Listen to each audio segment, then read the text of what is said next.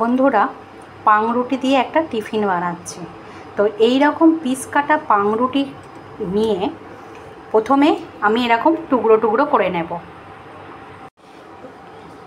এরপর বাদবাকি উপকরণগুলো হলো রসুন কুচি, পেঁয়াজ কুচি, গাজর কুচি, ক্যাপসিকাম কুচি, বাঁধাকপি কুচি, কারি পাতা, কাঁচা লঙ্কা, লেবু আর টমেটো সস।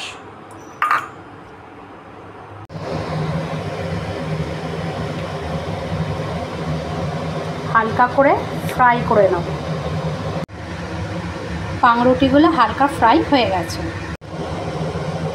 সাদা তেলে সর্ষে ফোড়ন আর কারি পাতা দিয়ে দেব।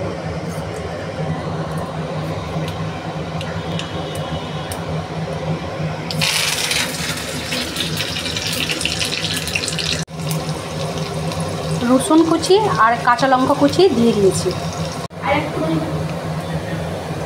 পেঁয়াজটা হালকা ভাজা হয়ে গেছে। কড়াতে সাদা তেল দিয়ে দিয়েছি। পেঁয়াজ কুচিটা তুলে দিলাম। সব সবজিগুলো তুলে দিয়েছি, হালকা করে ভেজে নেব। সবজিটা হয়ে গেছে, এবার টমেটো সসটা তুলে দেব।